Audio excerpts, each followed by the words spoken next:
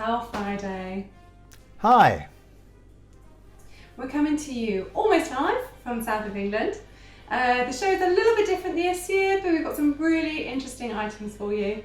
We've got Mark with his software show, Paul with the Gadget Show, and I'll be sharing some self-development ideas for you too.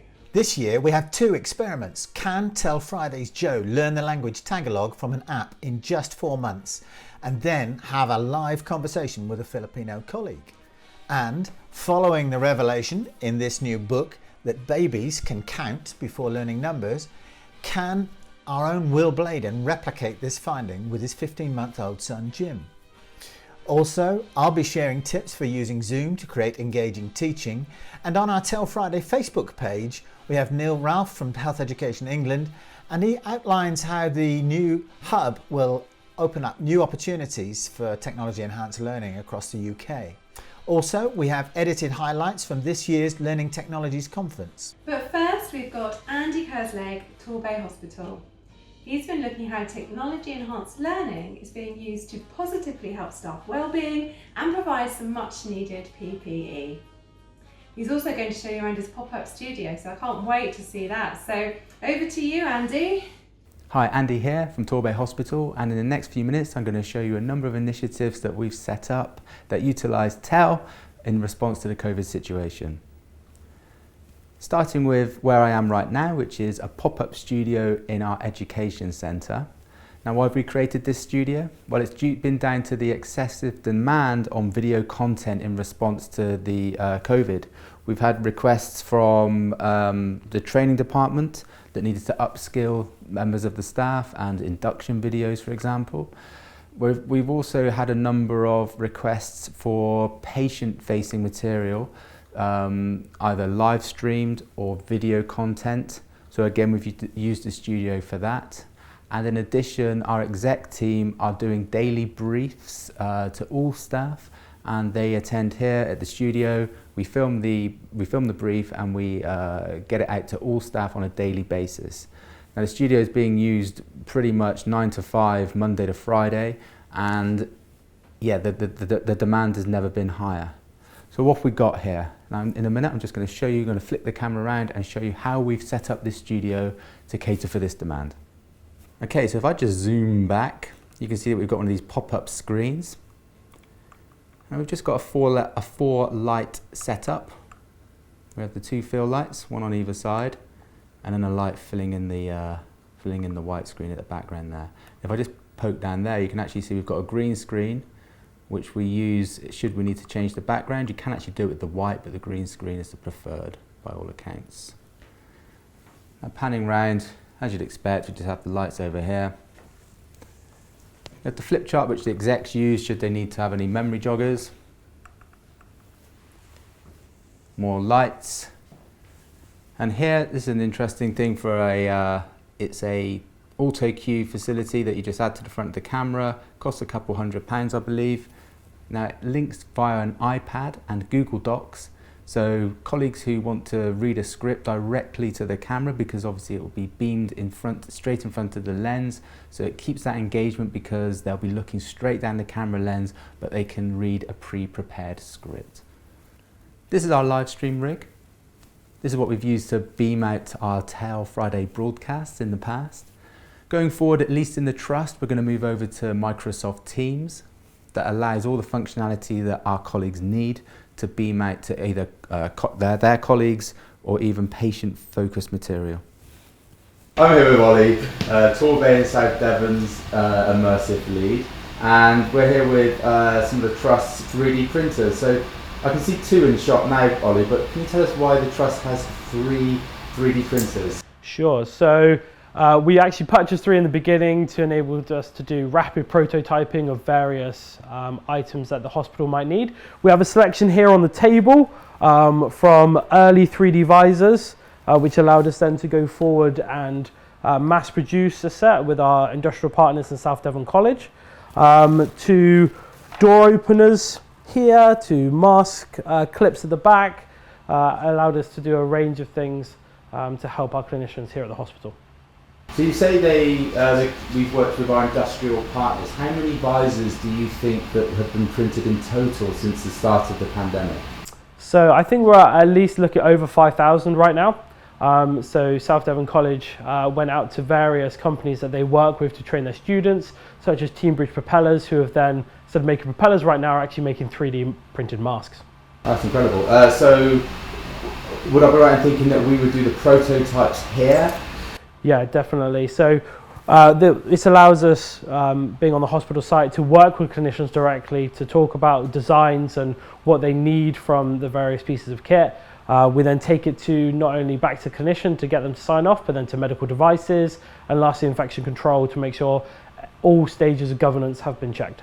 That sounds great. So they look expensive. We've got 3 of them here. Are they expensive? Actually, these ones here are on the low end of the price point. They're only about £200 each.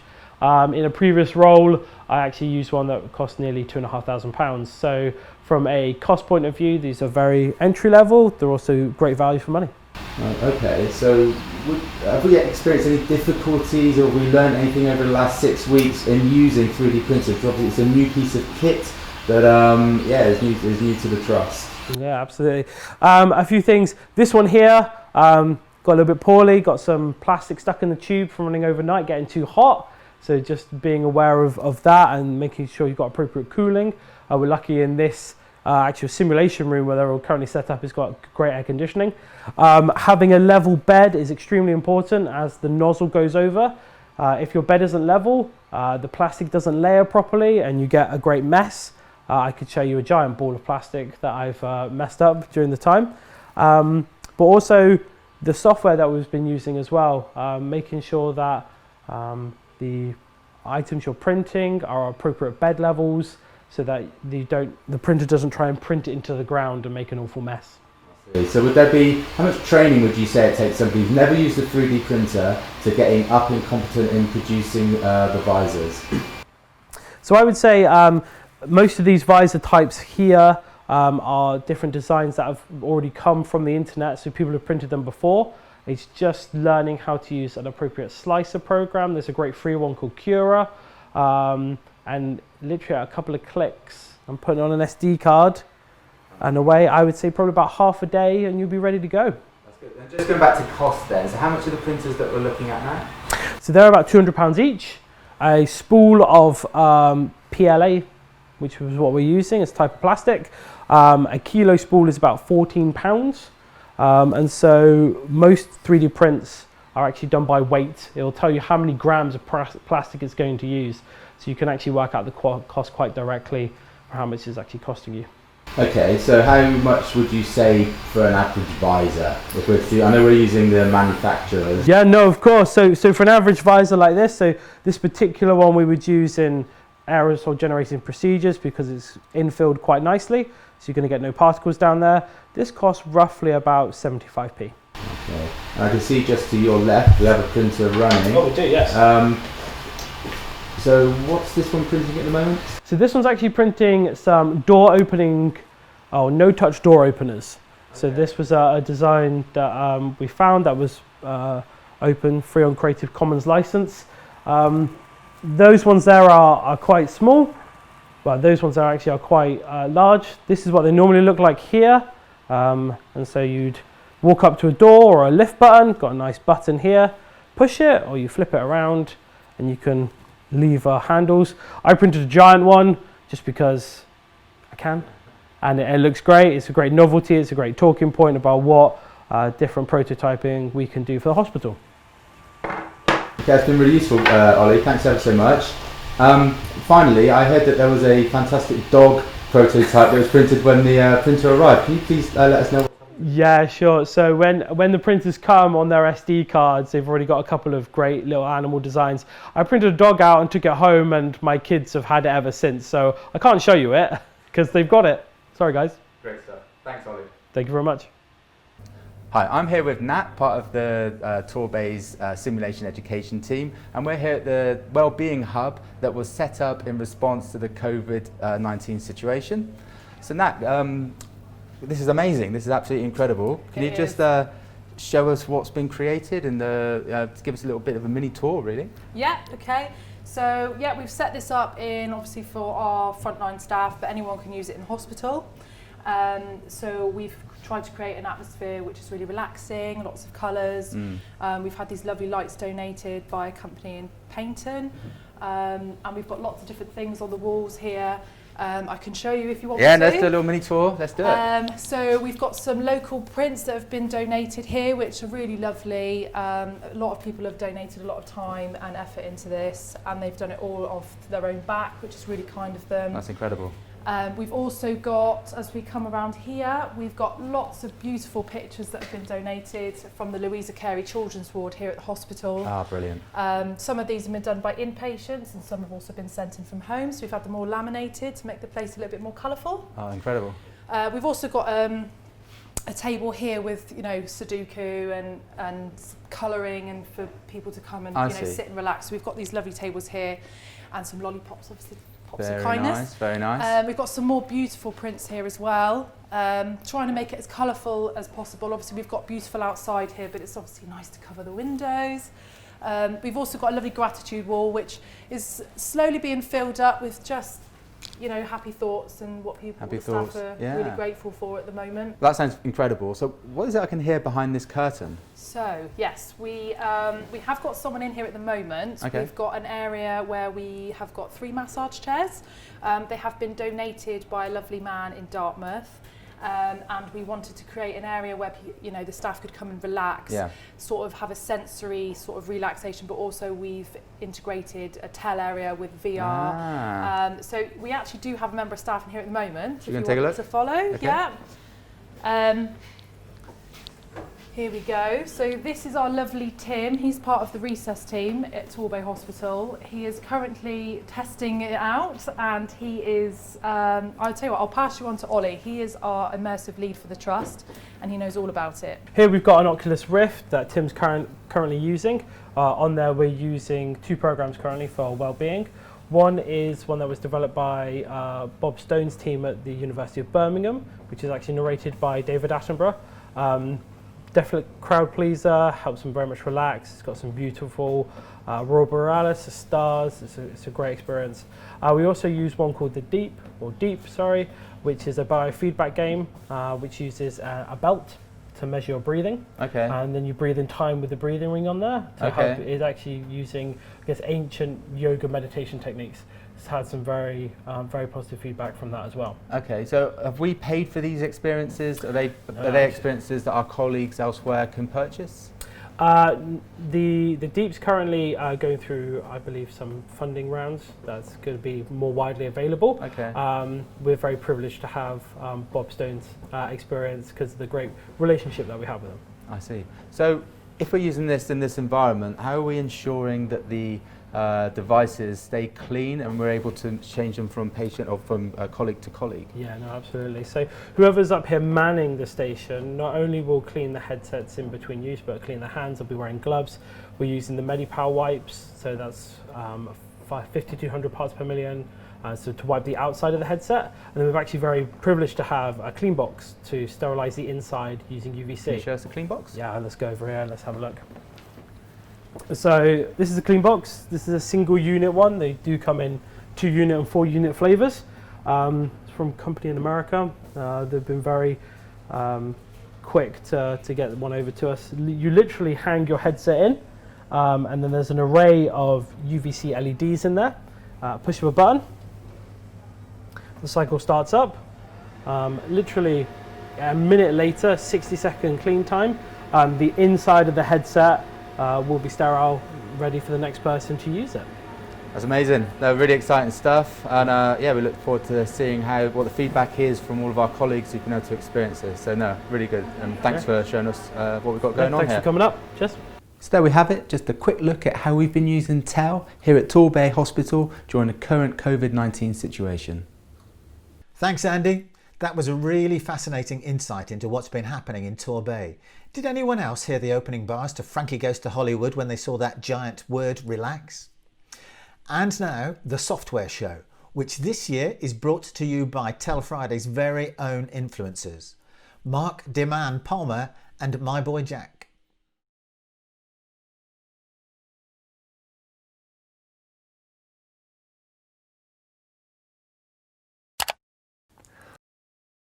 What's up guys? We're going to be looking at four different pieces of software today. Let's get into it.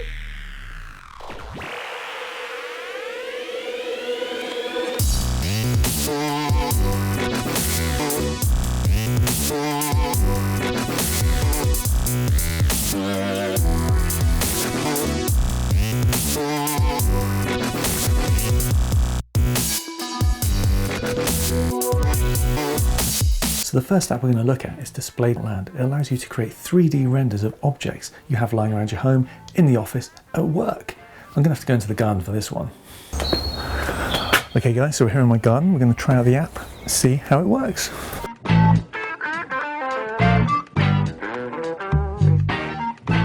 So while he's doing that, let's see how the app uses that data and how it creates the 3D model. Actually, I'm getting a bit dizzy. It uses many images of the same geometry taken from different perspectives to create each render. The dots represent geometric points in the world. When a specific point is captured from a few angles, a dot will appear. This is useful as a visual guide to what has been captured. The more dots, the better the render will be.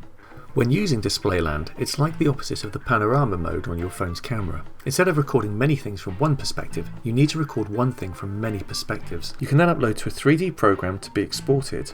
You can create great renders such as these, and this one as well, I guess. The second piece of software we're going to look at is Google Classroom. It allows trainers to create a virtual online environment, online, to add notes, presentations, lesson plans, whatever you need to share with your group. There's always so much to share with the group. So let's check that out. Google Classroom is by no means a new service, but one I think useful in the current climate. Developed for schools originally, it simplifies creation and distribution of learning materials in one stream per class. If you have a recurring group, it's a great way to share the resources they need. It links seamlessly to other Google products such as Google Drive, Slides, Sheets, Docs, and of course YouTube. Students just need a Gmail account and a unique class code for their stream. You can all interact with documents at once, as well as access from smart devices. Because of the integration of all the different Google products, it gives giving feedback simple to each individual or to the group as a whole. Other American multinational technology conglomerates are available. The third thing I want to look at, is Photopea. Is it Photopea or Photopea? Photopea is an online version of Photoshop, a free online version of Photoshop. Let's have a look at how that works. Again, Photopea, it's definitely Photopea, is not new, but not necessarily known about. If you can't afford Photoshop, this is a good free alternative. It works in almost exactly the same way, allowing you to work with layers, layer masks, and also allowing you to save as a PSD file. Because most photo editors are native apps, it is hard to find any good editor for some minority operating systems. Some users may even buy some specific operating system just to be able to run the photo editor. Photopea removes all of these problems because it is hosted online. There is a paid version, but the ads are not obtrusive, and 30 history steps should be more than enough for most people. The last thing we're going to look at today are some video apps for editing on your phone. Apps that will allow you to film and edit your footage. I'm going to hand you over to my boy Jack, who's going to tell you more about it. Jack? Thanks, Mark. Okay, I'm going to be comparing two video editing apps that are both compatible on iOS and Android. So let's get straight into round one and we'll be comparing the interface. Let's start off with InShot. They have an easy to use, intuitive and user-friendly interface that's really simple and there's no learning curve whatsoever. The interface makes it great for quick edits if you need to quickly repurpose a video or do some general touching up. Moving on to KineMaster, and personally I really do like this interface. It's very unique in the realm of mobile editing apps. With that said, there is a slight learning curve getting used to the interface, but once you've got past that, it's very effective and efficient to use. Swiftly moving on to round number two, which is both the app's standout features. We're going to start with InShot again, and one of their main standout features is that you can apply a color correction or effect to every clip on the timeline with one tick of the box. This is great if you've shot all your video in the same lighting, so you can just select one clip, color correct it, and then tick a box to apply it to all the clips on the timeline. Another standout feature that InShot has is how frictionless it is to change formats for your content. This is great for repurposing your content for social media or for website video. What's really handy as well, You can do it halfway through and edit. Moving on to KineMaster, and their standout feature is their Ripple Edit tool. You only tend to see this on desktop editors, and it's very rare that you actually see it on a mobile app. So this is a standout feature that makes it easy, quick and seamless to edit and trim down your clips. Another feature I found on KineMaster was that it supports using keyframes. I failed to find this on any other video editing app. Round number 3 now, comparing the two apps, and this round will be based around the cons and what they limit to the free versions of the app. Starting off with InShot. InShot is not a pro level app, so if you're looking for something that's easy to use and quick, this is ideal. But if you're looking for some advanced features, you might be limited using this app. For example, they only have one layer on the timeline, so you can only have your video and audio layer, so you can't layer stuff on top like graphics to pop up, which can be annoying if you're looking for a more complex editing experience. The only other downside I found with InShot is you can't control the frame rate when exporting. On a lot of other mobile editing apps, you can, so this is definitely a downside of InShot. Moving on to the downsides of KineMaster, as I previously mentioned, once you start a project in a certain aspect ratio, you can't change it. The next downfall of KineMaster would be that the color correction on the app is very, very basic. You can only do minor tweaks. So when you're shooting, you need to put a big emphasis on finding the right light because you can't do a lot of correction in the edit. Okay, so KineMaster's last downfall is probably why I just edge InShot over it, and that is that it comes with a watermark. It is only in the top right hand corner as you export, but it is frustrating. And with InShot, all you have to do is you can either pay $3.99 to get rid of ads permanently, or you can just watch a 30-second ad and it gets rid of the watermark for you. And I definitely like this feature on InShot because there's nothing worse than a watermark on a video. I recommend both apps. I think they're both really good free alternates to video editing software. If we're talking about just the free versions, personally, I'd say InShot just edges it because you can get rid of the watermark. But if you're willing to pay to get rid of the watermark on KineMaster, I definitely recommend that as it's more advanced, has more advanced features, and you can definitely get a more complex edit done on there. So I hope you found this video editing review helpful, and back to Mark. Thanks, Jack. Great video apps there. So get out there, make film. You do not need an expensive camera to be making really high quality film. So those are the apps and software we've chosen this year. Check them out, they're really useful and more importantly, really accessible. Don't forget to like and subscribe to this channel. See you next time.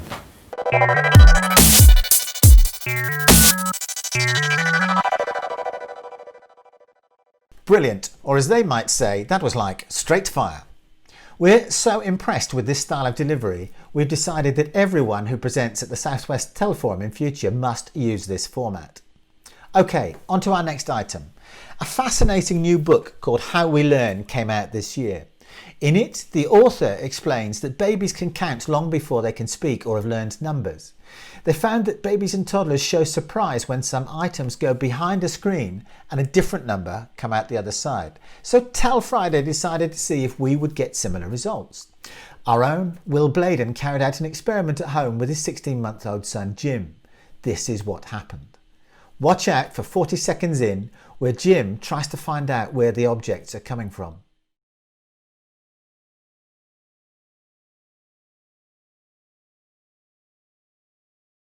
So Jim, 1, 2, 3, 4 vehicles, okay? Yeah, 4. Now Daddy's going to occlude them so you can't see them and remove the vehicles. 1 tractor, 2 motorbike, 2 vehicles, okay? Are they both there?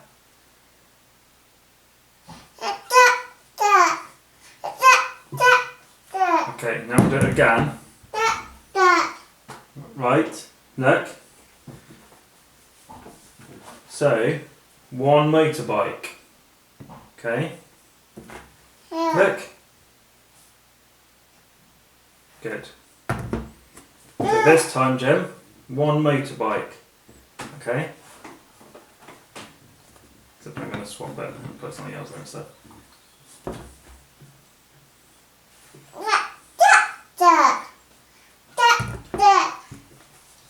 This time I'm going to put 1 aeroplane and 1 yellow car. Okay? Yeah?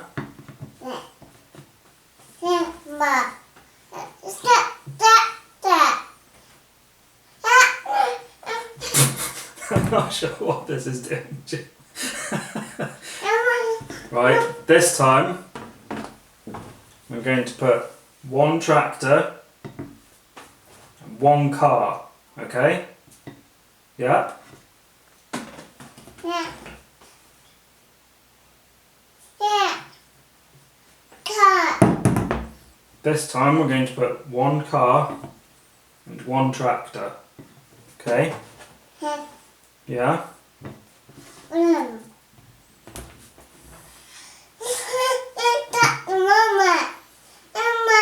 Mama. I think this experiment demonstrates why planning and preparation is possibly more important. Right, Jim, this time I'm going to put one aeroplane, okay?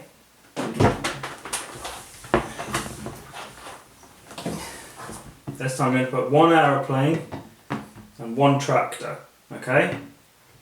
Yeah?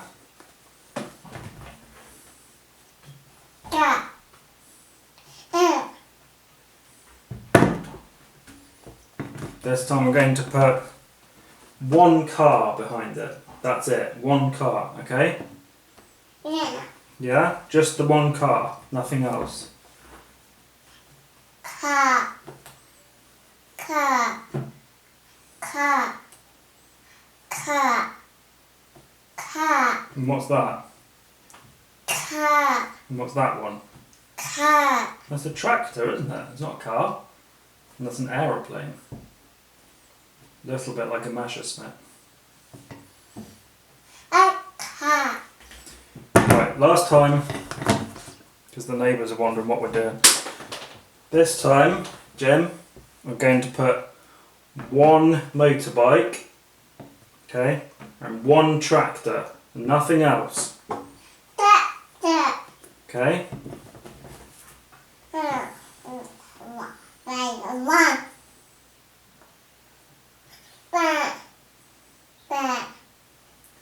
I'm not sure that experiment proved anything.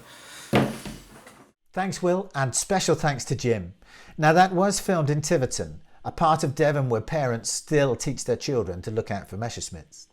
OK, Will and Jim didn't get the same results as the original researchers, and there's a serious point here. Some research studies produce quite different results when another researcher carries out the same experiment. It's known as the replication crisis, and over half of all studies fail to reproduce the findings of the original researcher, something to bear in mind when we read about new research results online. Now, Amanda is going to highlight some personal development methods that we TEL professionals can do in these socially distanced times. Amanda. So this year, unsurprisingly, a lot of the conferences have moved online. So we thought it'd be a really good idea to give you a quick roundup of what's available. The web addresses for each of these will be available on our Facebook page. Hopefully that should be on the screen for you now. Otherwise, just search TEL Friday. So there's a brand new Learning and Development Conference. It's spread over 6 weeks and it starts in June on the 22nd and it runs until the 31st of July. It has got these asynchronous workshops which allow for effective spaced learning. There's some really big names in our world of learning who are actually attending the event, including the evaluation guru Will Thalmheimer. But they've also got people like Julie Dirksen, Patty Shank, Clark Quinn, Connie Malamed, who's absolutely brilliant, and many, many others. So there's also another one called the TEL 2020, which is the 15th European Conference on Technology Enhanced Learning, and that's in September, on the 14th to the 18th. So this one has moved online this year as well, and it aims to reduce the existing gaps and inequalities between countries and regions from around the world in terms of inclusiveness, equity, access and quality of education. Learning Technologies happened this year. If you weren't lucky enough to go to Learning Technologies, all of the talks are now available online for free. There's a couple we particularly liked, and those were Ital Draw, I think his name is, and he talked about learning and the mind, and he addresses what we can do about e-learning that's quickly forgotten. Also Julie Dirksen, she looks at content development, And she offers some answers for how the design for situations where your SME can't tell you what good performance really looks like, except to say, well, you know, when you see it. You might have heard that one before. So also there's a number of MOOCs. For those of you who aren't familiar with MOOCs, they are massive open online courses. And during lockdown, there's never been a better time really to have a look at a MOOC. Lots of these are free courses that are available to you. We've looked into 3 of them. They're available on a platform called Class Central, and we think you might like them. So the first one is learning how to learn. This is really something for everybody. We're all learning all of the time. And in this course, it will make you a better learning designer if you understand really how people actually learn, as well as helping you. If you're looking to take any type of new course, it's going to help you there. It's got 5-star reviews, and there's over 11,000 participants who've rated it 5 stars, so it must be good. Mind shift, so breakthrough obstacles to learning and discover your hidden potential. That's another course. So, you know, if you feel you're a bit stuck in a rut, maybe you'd like to unleash some of your hidden potential, and then this course is probably the one for you. So it's called Mind Shift Breakthrough Obstacles to Learning and Discover Your Hidden Potential. It's from the creators of Learning How to Learn, help you boost your career and keep up with the pace of change. So again, it's been given 5 stars and it looks like a really good course. Another one, a bit of a creative one here, Fibonacci numbers and the golden ratio. So this course is going to help you design beautifully balanced graphics based on the Fibonacci spiral, and you know, that sort of creates those sort of aesthetically pleasing images. So if you're into art and design, then this could be a really good course for you.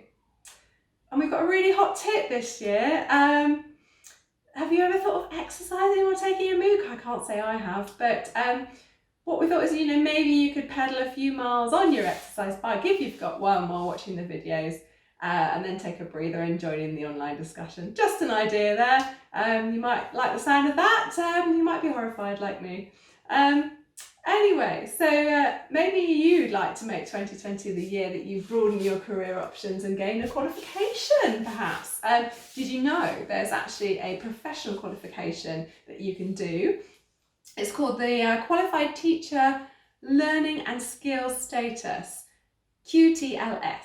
It's the badge of professionalism for post-16 education and training, and it helps you advance your career and demonstrate your expertise and experience to your colleagues, employers, learners. Details of how to do this are on the Society for Education and Training Foundation website, which hopefully will be on the screen as well now or available on our Facebook page. So if you want to do some learning, there's some really good resources for you there. So we're now going to go over to Paul at Frimley Health Hospital, who has a couple of interesting gadgets to tell you about this year. And he's also got a rather exciting new app that could revolutionise the way that you record training attendance. So over to you, Paul.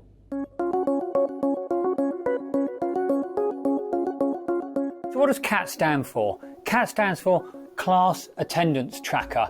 It's a simple, intuitive, paperless solution that is designed to accurately track attendance. And it uses a QR code that normally you put up in a classroom.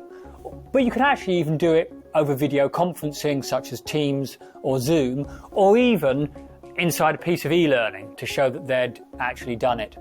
Now, Frimley Health is proud to share best practice with our colleagues at NHS Nightingale Hospital London, who are also using CAT for their COVID-19 education and training. And in this video, you're going to see just how easy CAT is to use. We already use CAT, or Class Attendance Tracker, at Frimley to track our attendance at teaching. It's super easy. All you need to do is once you're logged in, it stays logged in, scan your QR code as you walk into the teaching. It's the easiest QR code you'll ever scan, and then all your teaching's logged for when you go back afterwards to fill in your portfolio. So yeah, the easiest way that I've ever gone to teaching. This is what the app looks like. You've got your scan QR code in the middle, and that picks up things from far away, and then you've got your class records where already all my teaching from the last month is recorded there for me to see when I want to. One of the things I really like about CAT is how simple it is to use. So for example, once you've got it installed on your phone, you simply open the CAT app when you go to a lecture, and then you scan the QR code. What we tend to do in our hospital is we tend to print out the QR codes and put them on the desk. So we often have a poster up, very similar to this one here, saying, have you scanned in? It's on the reception desk if you need to scan in. So that's one of the jobs the administrator has to do first. They have to go onto the administration front end and create a QR code. But although that's really easy to do, and it's a little bit of work they didn't have to do beforehand, what actually happens afterwards is a heck of a lot easier for the administrators, because the administrators no longer need to collect everybody up now and write all their names down from a handwritten list. They can just go onto their administration front end. They can see immediately here everybody that attended that session. So CAT uses the industry award-winning GDPR compliant iPDF training passport to store the CAT records, and these CAT records travel with each of the individuals for life, and can be seen in real time by employers that have been verified. Now, as you can see from the edges of the email, staff can use any work or personal email address when they register for a profile ID, which they then use to sign into CAT. As I'm sure you all know, teaching is really important for our portfolios, and sometimes as you do log your teaching, it can get quite tedious and monotonous. This app is really good because it's quite intuitive. The steps how you sign in and create an ID is quite easy. Use your pre-existing profile ID, which you've been taught in your induction, and how we used it for our mass training. So if you want to update your teaching on your portfolio, it's really easy. You just sign into the app and you click the history button, and it shows everything that you've been through, all the classrooms you've attended, the dates and how long you've done it for. So it's really easy just to pop it into your portfolio. And also when you go into the teaching sessions, you just click the scan QR code and the camera pops up, and it's really quick, really intuitive, and yeah, I recommend it for everyone.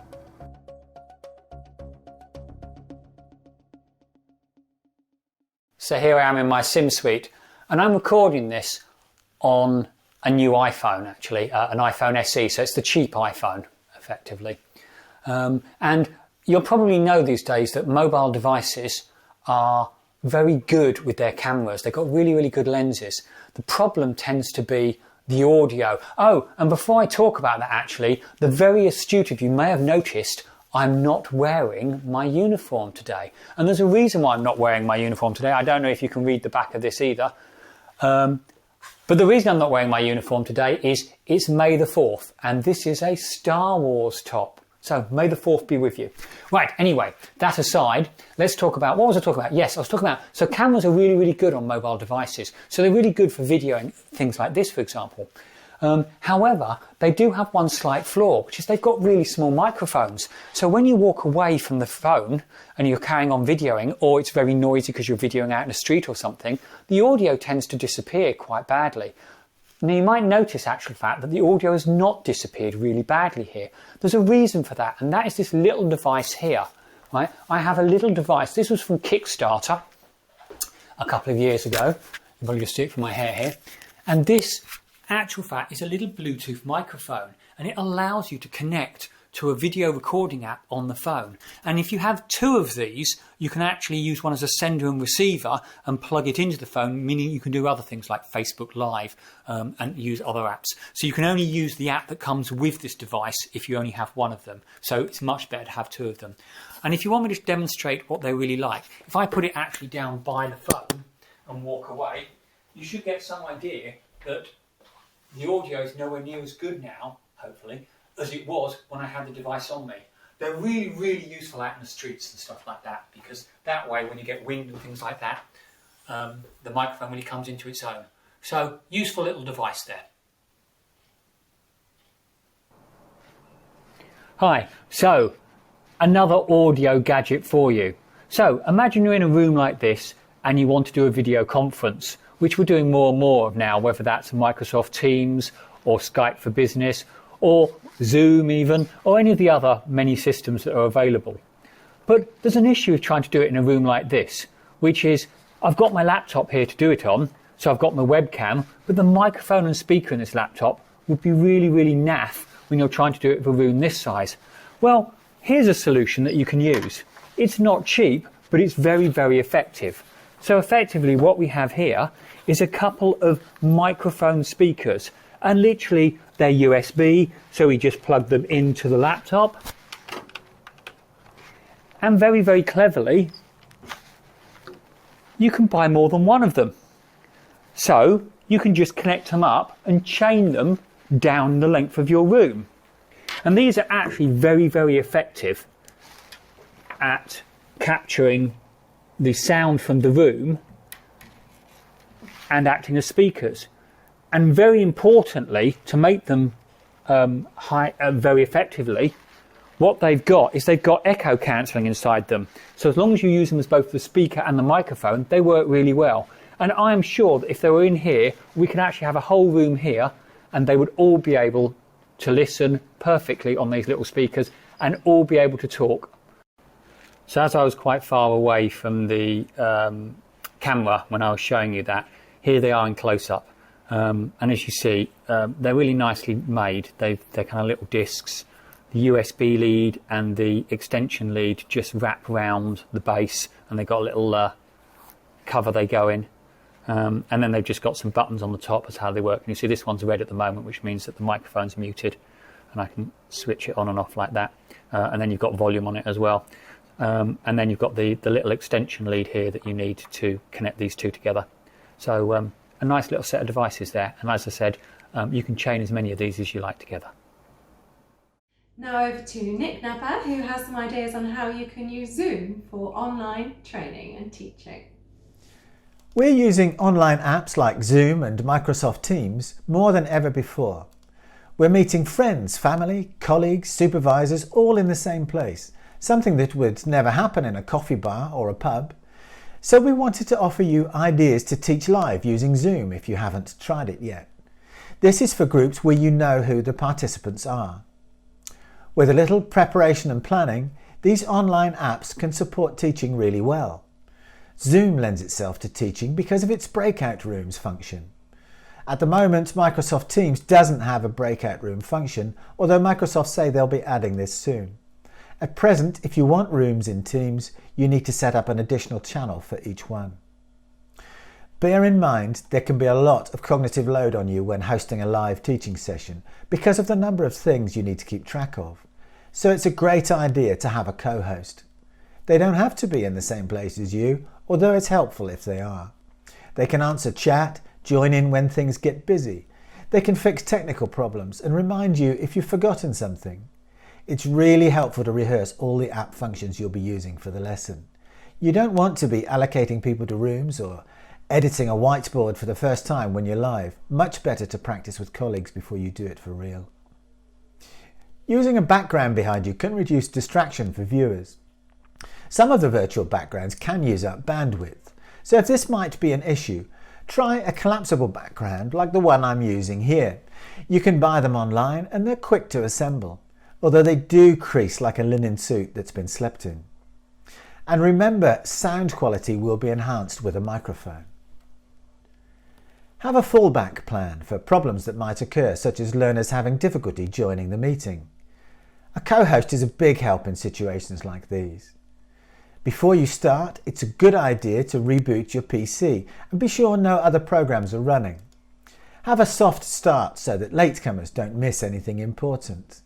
And have a glass of water to hand, just like you would if you were talking to a group of people face to face. Now, we all know that people learn best when they do something instead of just listening. A good way to get learners to contribute is to use the whiteboard. They can sketch and make comments, and you can resize these as host and rearrange them so that everyone can see them easily.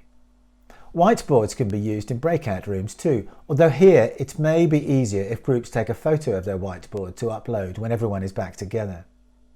Similarly, when you give instructions for a task, suggest your learners record the on-screen guide with their phones. This can save them forgetting bits and having to come back to you. Another great technique to use with online learning is polls. With Zoom, however, polls are only available in Pro, not the free version. But this need not be a problem, because just like in a classroom, You can use audience response systems like Mentimeter or Kahoot with participants using their own smartphones. You can put the instructions on screen and present the poll results the same way. A great feature in Zoom is breakout rooms. You can allocate learners to breakout rooms just like you would in a classroom. You and your co-host can visit these rooms to check out how breakout tasks are progressing and offer support where needed. You can give them discussion tasks and problems to solve. You can also use the room to practice role plays. For example, one person can undertake an interview with another while the rest take on the role of observers. In breakout groups, there's often one person who's chattier and more outgoing than the others. It's frequently this person who feeds back at the end. Sometimes you find the quieter members just sit back and let this person take the lead, which can result in them not participating fully. To avoid this happening, explain that you'll choose who will feed back at the end. This ensures that every group member then pays attention, because it could be any one of them who's chosen to give the summary. Even though you're using sophisticated technology, it's still a good idea to have a BMW, blank material for writing. You can make notes, record who's in which room, note anything you'd like to bring up later, and don't forget, be enthusiastic. We've all attended WebExes where the host has read through slides like a eulogy, delivered at the funeral of someone he didn't know. Smile and be friendly. It may seem obvious, but people are watching you. If you want to stick a pen in your ear, do it when there's a visual on screen, and remember to mute if you're going to cough, sneeze, or type on the keyboard. Zoom offers a Touch Up My Appearance facility. Let's try it. There. Is that better? Well, actually, Zoom isn't quite that clever. All it does, if you use this function, is soften your features ever so slightly. So, if you haven't tried live teaching online, give it a try. Perhaps you could use it as part of a blended learning course. Back to you, Amanda. So now over to Joe, our fabulous challenger, who's been learning to use the Rosetta Stone app to learn the language of Tagalog. Tagalog, what's that? So I wonder how easy that is to learn. Shall we find out? Over to Joe. Hello, welcome. My name's Joanne, and this year I was tasked to learn a language using an app. The app was Rosetta Stone. I roughly spent 2 hours a week, so that was 4 months, 2 hours a week, about 32 hours average, learning Tagalog. Then I am going to have a conversation with a Filipino in Tagalog, and this is how it went. When you speak it slow so that I can understand fully, okay? Please. Yeah, and you too. Okay. Magandang tanghali. Ikinagagalak kong makilala ka. Ano ang pangalan mo? Magandang tanghali din sa'yo at kinagagalak kong makilala ka rin. Ang aking pangalan ay Ariel Cabyong. Joanne pangalan ko. Yes. Saan ka nakatira? Ako'y nakatira, ako'y sinilang sa Philippines, but dito na ako sa England nakatira. Nakatira ako dito sa Torquay, Devon. Nakatira ako sa King's Carswell. Okay. Saan ka nagtatrabaho? Ako'y nagtatrabaho ngayon sa Torbay Hospital, sa catering department. Ako'y nagtatrabaho doon for 5 years. 5 taon na akong nag-work, nagtatrabaho sa catering department. Nagtatrabaho sa NHS. Naglalakad ako pupunta sa aking trabaho. Okay. Ako, sumasakay ako ng aking sasakyan. Ako'y nagda-drive. Yes. I walk, you drive. Yes, I can drive, yeah. Okay. Ako'y nagda-drive ng aking sasakyan. May anak ka ba? Oo, meron na akong anak. Meron akong 3 anak. Ang aking panganay ay 21 years old. Boy, another boy, 22 years old. At ang aking bunso ay 7 years old. Babae, girl. Okay. My manga hayop ka ba? May mga hayop ako. Oo, meron akong alagang goldfish. Meron akong 4 goldfish. Yes. Apat goldfish. Apat. Meron akong 4 na goldfish. Well, unless you want to ask me any questions, I'm not too sure about what else I can communicate with at the moment in Tagalog. I can count. Ako magtatanong, kumusta ka ngayon? Kumusta ka ngayon? Mabuti akong salamat. Maganda. Well, thank you today. Yes, mabuti. That's good, Mabuti. yeah. Would you just say mabuti, or would you say mabuti akong salamat, the thank you? No. If they ask you, kumusta ka? Mabuti. That's enough. That's it. Okay. And then it means salamat means thank you for asking, like that. Thank you for asking if I'm okay, if I'm fine, if I'm not. Thank you very much for asking me. Yeah. Salamat. Yeah. They kind of sort of, I think, taught me very formal in the app. Yes, they are not together actually. If they ask you kumusta, mabuti, it means I'm good. That's good. And then if you said salamat, thank you very much. It's like thank you very much for asking me. Thank you very much for your concern. It's like that. Yeah. So you understood most of what I said. Yes, of course. Yeah, that's my own language. I love my own language. Yeah. I'm really grateful for what you've done. Maraming salamat sa oras na tayo nag-usap, tayo nagkaroon ng pagkakataon na magpalitan ng mga language natin, ng mga salita natin, English, Filipino. Maraming salamat at natuto ako sa iyo at natuto ka mula sa akin. Maraming salamat, Joe. God bless. Maraming salamat. Maraming salamat, Joe, sa time mo.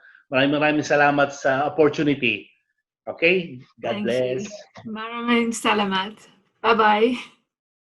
My thanks to Ariel for his patience, and that positive attitude of his was just so supportive during the conversation.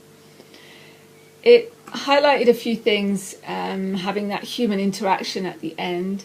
One was my grammar wasn't as good as the app led me to believe, I suppose. Neither was my pronunciation. The app breaks your lessons down, so it gives you a core lesson of about 30 minutes each time, and then it breaks it down into 10 and 15 minute sections of listening, reading, pronunciation, vocabulary, grammar, and there's a review at the end. So in all, each lesson's about an hour and a half, and there's about 4 lessons per module. So they're quite extensive, but each lesson you can go back and redo. Some of the lessons had timings on them, so when it was asking me to construct a sentence or asking me to say what the image was, it would time me, and by the time I'd thought about the image and the words I was going to use, I was timed out. And that was really frustrating. I think if they took that off, that would be so much easier. There wasn't that many of them. There was about 1 or 2 every so often.